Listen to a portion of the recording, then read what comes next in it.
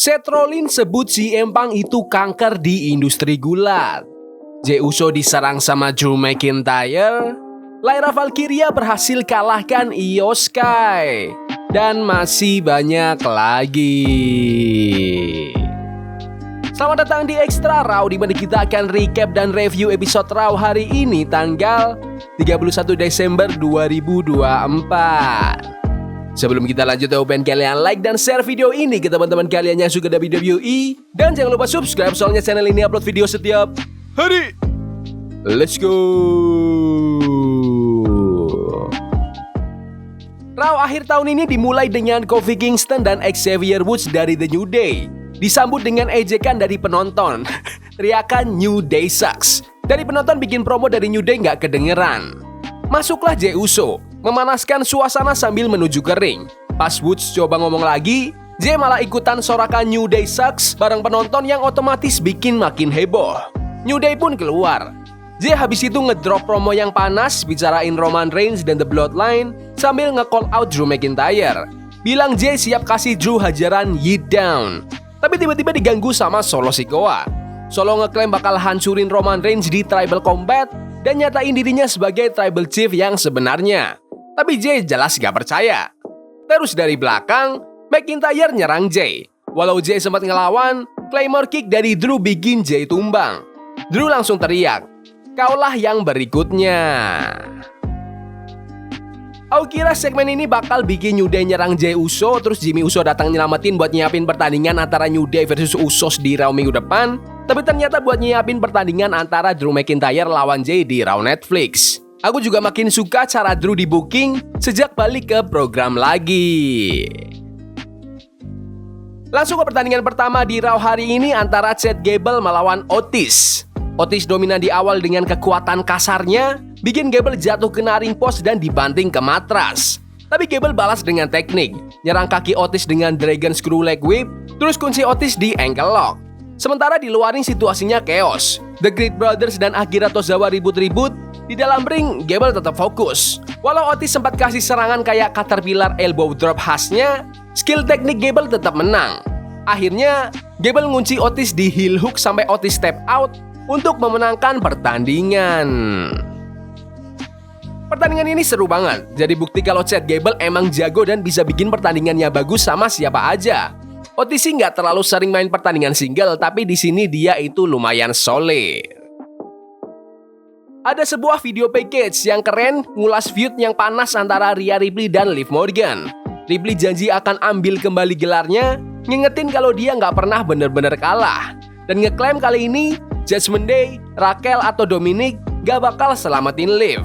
Keduanya setuju, rivalitas ini akan selesai di Raw Netflix minggu depan.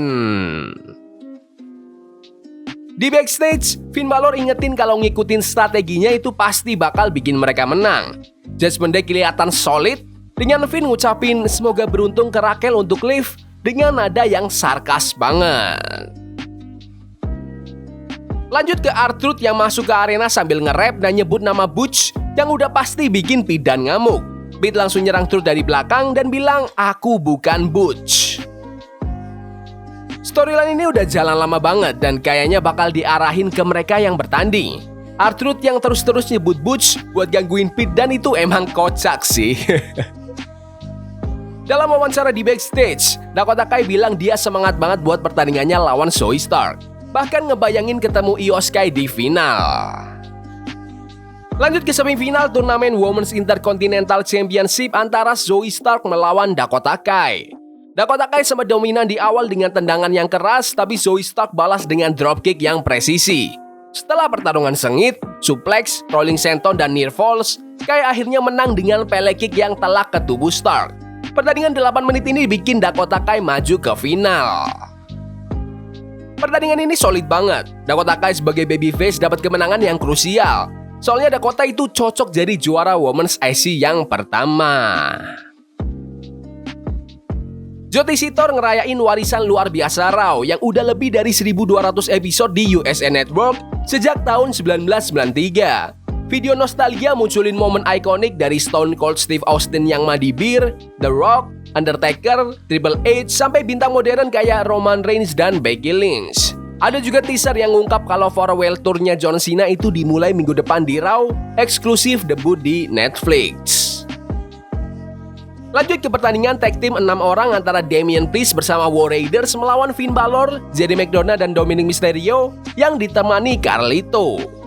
Aksi dimulai dengan Priest yang langsung ngejar Balor yang buru-buru nge-tag out. Setelah jeda iklan, Balor berhasil ngontrol Eric dengan reverse DDT dan headlock, tapi Ivar masuk dan ngebalikin keadaan dengan power slam plus tendangan muter ke JD.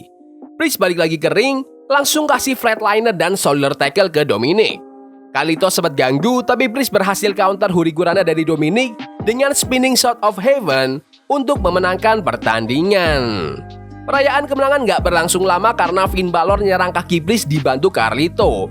War Raiders buru-buru nyelamatin, tapi Balor ngejanjiin kalau semua ini itu belum selesai. Pertandingan ini bagus banget buat nge-push trio babyface. Seperti biasa, War Raiders itu seru banget buat ditonton. Feud antara Priest dan Balor ini terus berlanjut walaupun sebenarnya aku agak capek dan pengen mereka cepet-cepet move on. Di backstage, Jey Uso ketemu Adam Pearce yang kasih tahu kalau minggu depan di Raw bakal ada pertandingan antara Jey lawan Drew McIntyre. Jey setuju dan obrolan diakhiri dengan Pearce yang bilang "Yeet". Ada sebuah video misterius lagi yang ngetis debut seseorang dengan simbol angka 0 yang ada garis miring dan siluet topeng khas. Kedatangan pegulat bertopeng ini udah dekat walaupun WWE belum resmi ngumumin siapa. Lanjut ke Ludwig Kaiser yang nge-cut promo, nuntut rasa hormat dan ngeklaim tempatnya di puncak WWE.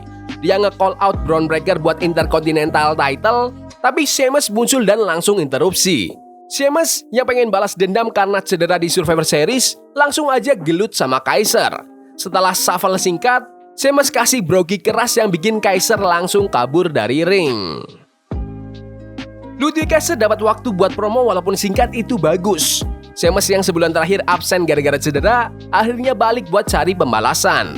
Kayaknya ini bakal menuju ke pertandingan antara mereka berdua lagi. Rivalitas yang masih terus berjalan.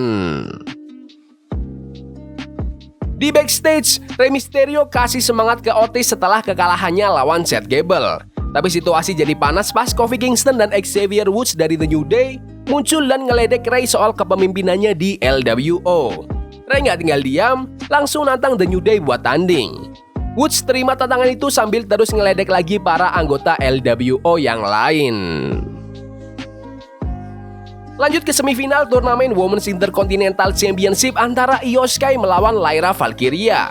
Pertandingan ini dimulai dengan teknik pertukaran gerakan dan quick pin. Lyra ngelempar Io dari turnbuckle dan ngekontrol pertandingan.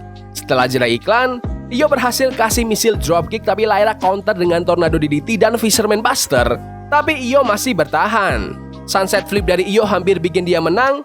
Lyra juga ikutan gak nyerah.